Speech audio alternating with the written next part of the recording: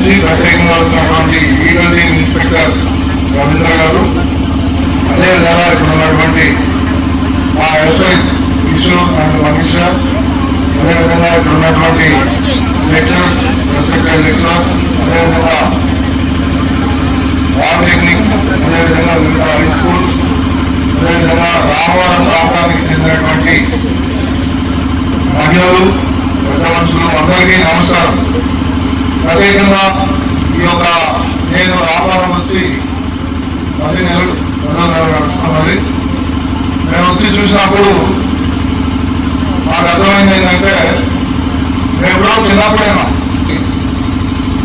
ఇప్పుడు గొప్పగా దాని ఇక్కడికి వచ్చి చూసిన తర్వాత రామవరం రుద్రంపూర్ అనేది వీడు పడిపోయిన ఊర్లాగా అనిపిస్తుంది.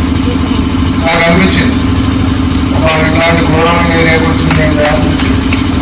అయితే నేను కాకపోతే ఇంకెవరు ఇక్కడ గంధాయి విస్తారంగా రావుతున్నారు నిరుద్యోగులు, స్టూడెంట్స్. ముఖ్యంగా ఏంటంటే సింగరేణికి ప్రభావితమైనటువంటి ప్రాంతం కాబట్టి ఇక్కడ అంతా కొంత మాస్ కల్చర్ ఉంటుంది. మరి ఎట్లా దీన్ని మనం కంట్రోల్ చేయాలంటే మరి ఎవరో ఒకళ్ళు కూరుకున్నారు. ఇప్పుడు మన సీఎం గారు ఒకటి చెప్తున్నాడు, ల్యాండ్ ఆర్డర్ పర్ఫెక్ట్ గా ఉంటేనే పెట్టుబడులు వస్తాయి, ఆ దేశము, ఆ రాష్ట్రము, ఆ ప్రాంతము బాగుంటుంది. మరి అంటే మరి రామవరం కూడా మంచిగా ఉండాలి కదా. నాకు నిన్న మాకు ఏమనిపించిందంటే, రామవరాన్ని ఒక పండులాగా భావిస్తే రామవరం అనే పండు కుళ్ళిపోతుంది. అంటే ఎట్లా అంటే దానిలో ఉన్నటువంటి ఒక పిల్లలు, నిరుద్యోగులు వీళ్ళందరూ ఒక విత్తనాలుగా భావించుకున్నప్పుడు చెడిపోతుంటే సమాజం చాప కింద నీళ్ళలాగా గంధాయి తాగే వాళ్ళు ఎక్కువ మంది పెరుగుతున్నారు. మరి వాళ్ళందరినీ కూడా మనం మార్చాల్సిన అవసరం ఉన్నది. అంటే అది నా ఒక్కరి వల్ల, మా పోలీస్ డిపార్ట్మెంట్ వల్ల కాదు. మీ అందరూ సహాయం ఉంటేనే, హెల్ప్ ఉంటేనే ఇక్కడ ఉన్నటువంటి ప్రతి ప్రజలు, విద్యార్థులు అందరూ మాకు తోడ్పాటు అందిస్తేనే మేము ఈ రామవరాన్ని గంధాయి రహిత ప్రాంతంగా చేయగలుగుతామని మీ అందరికీ తెలియజేస్తున్నాను. నేను ఇక్కడికి వచ్చిన తర్వాత కొంతమంది ఆటో యూనియన్ వాళ్ళు, అదేవిధంగా నిరుద్యోగులు, ఐటీఐ చదివే పిల్లల మీద కూడా కేసులు పెట్టి, ఇంటర్మీడియట్ చదివే పిల్లలు కూడా టైం పాస్కి గంధాయి తాగే వాళ్ళ దగ్గరికి పోయి కూర్చోవడం, దాంతో ఆ కేసులు ఎత్తుకోవడం, ఇలాంటివి జరుగుతున్నాయి.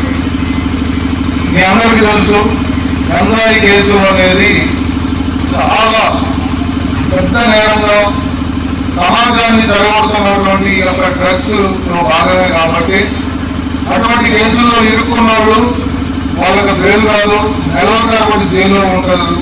అదేవిధంగా 1-2 సార్లు వాళ్ళు యొక్క నేరాలు చేస్తే వాళ్ళ మీద పీడీ యాక్ట్ పెట్టి వాళ్ళని జైలు పాలు చేస్తాము. వాళ్ళ తల్లిదండ్రుల లక్ష్యాలను కానీ వాళ్ళ లక్ష్యాలను కానీ వాళ్ళు కోల్పోతారు. కాబట్టి మీ అందరికీ ఈ ప్రాంతంలో ఉన్న కొద్ది మంది వచ్చినా, 200 మంది లేదా 300 మంది వచ్చినా, మీ అందరికీ నా యొక్క విన్నపం ఏంటంటే, మీ యొక్క పిల్లలు ఏం చేస్తున్నారు అనేది తెలుసుకోవాలి. అదేవిధంగా చాలా మంది నిరుద్యోగులు కానీ, ఆటో యూనియన్ వాళ్ళు కానీ వీళ్ళు ఇంకొకరిని చెడగొడుతున్నారు.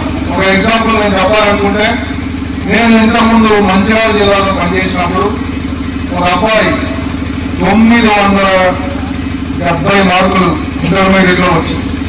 ఆ అబ్బాయి ఏం చేసిందంటే, హైదరాబాద్లో టాప్ 10 ఇంజనీరింగ్ కాలేజీలను ఉంటాయి. మీ అందరికీ తెలుసో తెలియకపోవచ్చు, తెలుస్తుంది.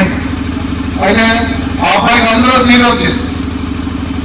అంటే దగ్గరగా 970 మంది పిల్లలు, మీ పిల్లలకు ఒకరు వచ్చిన రాలేదు, మీరే తెలుసుకోండి. ఆ అబ్బాయి అక్కడ ఉన్నటువంటి నానకరామ అనే ఒక ఇంజనీరింగ్ కాలేజీలో అక్కడ స్టూడెంట్స్ అలవాటై ఆ గంధాయి కేసులో పోలీసులు దొరికితే కేసులో రిజిస్టర్ చేశారు. వాళ్ళు నాకు ఫోన్ చేశారు, అక్కడ ఉన్నటువంటి పోలీసులు ఫోన్ చేసి ఈ పిల్లవాడి తల్లిదండ్రులకు చెప్పండి అని నాకు చెప్పారు. నేను చెప్తే నేనేం చేసినట్టే వాళ్ళ తల్లిదండ్రులు మా పోలీసులను పిలిపించి, ఇట్లా మీ కొడుకు కేసులో ఇరుక్కున్నాడు, వాడు ఎట్లా మరి అంటే వాళ్ళు వచ్చి నన్ను ఎట్టుకున్నా నా కాలమే పడతాను. నేను చెప్పిన మేమేం చేసేది లేదు. ఒకసారి వన్స్ గంజాయి కేసు అయిందంటే ఎవరిని కూడా వదలడానికి లేదు. ఇది ఒక పెద్ద ఘోరమైనటువంటి నేరము. మన సమాజాన్ని చెడగొడుతున్నటువంటి ఈ యొక్క డ్రగ్స్ కేసులు ఇరుక్కున్నాడు కాబట్టి మనం ఏం చేయలేము. ఈ యొక్క గంజాయి తాగితే మీ అందరికీ తెలుసు, శరీరంలో ఉన్నటువంటి నరాలు పనిచేయవు, అదేవిధంగా మైండ్ పనిచేయదు. తల్లిదండ్రులు చెప్తున్నది వాళ్ళు ఇండ్రు అంటే మీరు అనుకోవచ్చు, అంటే మా పిల్లలు లేరు కదా మేమెందుకు అని అనుకోవచ్చు. కానీ మీ పిల్లలు మా పిల్లలు అని తేడా లేదు. అందరి పిల్లలు కూడా ఎక్కడికి ఆల్మోస్ట్ ఆల్గా ఈ యొక్క గంజాయి ప్రభావం వాళ్ళ చుట్టూ ఉన్న ఫ్రెండ్స్ వచ్చేసి అంటే దీని ప్రభావంతో అందరికీ అలుముకున్నది గంజాయి. ముఖ్యంగా ఏంటంటే మనకి భారతదేశానికి అతి ఎక్కువ గంజాయి సప్లై చేసేటువంటి ఒడిస్సా, ఆంధ్ర ఏవో బోర్డర్, ఆంధ్ర ఒడిస్సా బోర్డర్ అనేటువంటి అవి మనకు పక్కనే ఉన్నాయి. అంటే గంజాయి గేట్వే ఆఫ్ తెలంగాణ, ముంబైలో గేట్వే ఆఫ్ ఇండియా అని ఉంటుంది.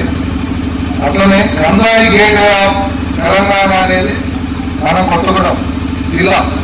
అంటే గంజాయి ఇక్కడి నుంచి దేశం మొత్తం పోతుంది, ఉమ్మడి ఖమ్మం జిల్లా నుంచి తెలంగాణ మొత్తానికి. అంటే దీంతో చాలా మంది చాలా కుటుంబాలు నాశనం అవుతున్నాయి. అయితే ఇప్పుడు మన సార్ చెప్పండి లెక్చరర్ పాలిటెక్నిక్లో పాకెట్ మనీ కోసం గంజాయి తెచ్చుకుంటున్నారు, అదేవిధంగా వాళ్ళు అమ్ముతున్నారు చిన్న చిన్న ప్యాకెట్లతోటి అని చెప్తున్నారు. వాళ్ళు ప్రతిరోజు ఇన్ఫర్మేషన్ తీసుకుంటారు కాబట్టి ఆ ఇన్స్పెక్టర్ గారు మనకి ఇంకొంచెం వివరంగా చెప్తారు. ఓకే, నేను ఒక్కడే మాట్లాడితే కరెక్ట్ కాదు కాబట్టి ఆ ఇన్స్పెక్టర్ గారికి ఇస్తున్నాను.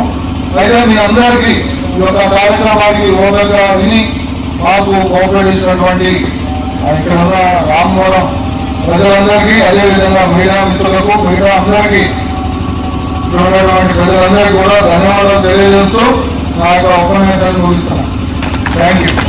ప్రజాపాలన ప్రగతి ప్రణాళికలో భాగంగా 5th సేవ్ పిల్లల భద్రత మరియు డ్రగ్స్ వర్గీకరణ కార్యక్రమాన్ని ఇంత పెద్ద లెవెల్లో అందజేసినటువంటి మా కొత్తగూడెం ఇన్స్పెక్టర్ సార్ గారికి, అలాగే పాలిటెక్నిక్ లెక్చరర్ గారికి, హెడ్ మాస్టర్ గారికి అండ్ ఎస్ఐ కిషోర్ గారికి, మనిషి ఎస్ఐ గారికి, రామవరం కాలనీ ప్రాంత వాసులకు, పెద్ద మనుషులకు, పాలిటెక్నిక్ కాలేజ్ స్టూడెంట్స్కి, హై స్కూల్ స్టూడెంట్స్కి అందరికీ కూడా నా యొక్క హృదయపూర్వక నమస్కారం తెలియజేస్తూ, నా పేరు ఓటుగాచి. నాకంటే చాలా ఎక్స్పీరియన్స్డ్, దాదాపు అన్ని విషయాలు చెప్పాడు. సరే, ఈగల్ ఫోర్స్, నా పేరు Ravinder, inspector of police, coming from eagle force Hyderabad. Eagle force తెలుసా ఎవరికైనా? నాకు టీజీరావు తెలుసా? అది కూడా తెలియదు. కరెక్టే, ఇక్కడ చాలా మంది తెలియదు.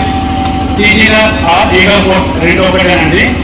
అది ఏంటి అంటే అది కూడా పోలీస్ డిపార్ట్మెంట్లో ఒక వింగ్. మేము పోలీసే, మేము ఇన్స్పెక్టర్మే. ఇంతకుముందు ఎక్సైగా పోలీస్ స్టేషన్లో పనిచేసిన, ప్రమోషన్ పైన వేరే దగ్గర పనిచేసి ఈ వింగ్లో పెట్టిన. ఇది పోలీస్ డిపార్ట్మెంట్ ఒక వింగ్. ఎందుకు మరి ఇప్పుడు కొత్తగూడెం 1 టౌన్ ఉంది, 2 టౌన్ ఉంది, 3 టౌన్ ఉంది, వరంగల్, హైదరాబాద్ చాలా పొజిషన్స్ ఉన్నాయి.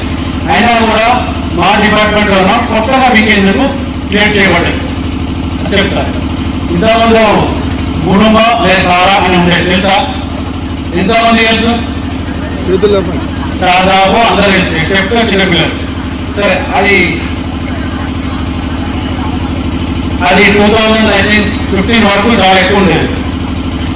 అప్పుడు గవర్నమెంట్ సీరియస్ చేసుకొని అప్పుడు కంబైన్ ఏపీలో ఉన్నటువంటి లాండ్ ఆర్డర్ పోలీస్ కావచ్చు, ఎక్సైజ్ పోలీస్ కావచ్చు, రెవెన్యూ కావచ్చు, అందరూ కలిసి యూనిటీగా ఇల్లీగల్ కుటుంబ సారా ఉంటుంది.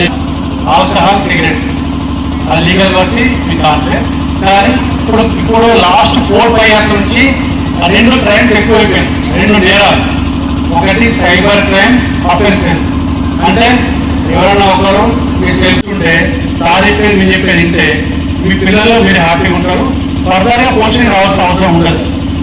ఎందుకంటే నేను కూడా వరంగల్ నార్కోటిక్ పోలీస్ స్టేషన్ పనిచేస్తా ఉన్నా హైదరాబాద్ నుండి. పోలీస్ స్టేషన్లో మీ కేసులు పట్టుకుంటాం, ఎఫ్ఐఆర్ చేస్తాం. ఎప్పుడైతే పట్టుకుంటామో కన్స్యూమర్ అంటే తాగేవాళ్ళే కావచ్చు, అమ్మేవాళ్ళే కావచ్చు, వెంటనే పేరెంట్స్ కూడా పిలిపిస్తాం. సార్ కూడా పిలిపించడం ఖచ్చితంగా చూడండి, సాయం చూడండి, నాలెడ్జ్ గురించి చెప్తున్నాం. ఎందుకంటే ఇప్పుడు నాకు చాలా మంది పేరెంట్స్ ఏం చెప్పిందంటే, సార్ గాంజా ఎట్లుంటుందో మాకు తెలియదు, మా ఇంట్లో ఎగ్జాంపుల్ చెప్తా, వరంగల్లో పనిచేస్తాను కాబట్టి నాకు ఇన్ఫర్మేషన్ వచ్చింది. ఏమంటే సార్ అంటే నాకు చాలా మంది ఇన్ఫర్మేషన్ ఇస్తూ ఉంటారు. అప్పుడు ఒక పర్సన్ ఫోన్ చేసి చెప్పిండు, సార్ పలానా కాలనీలో పలానా ఇంటి నెంబర్లో ఇంట్లో గాంజా ఉందని చెప్పేసి.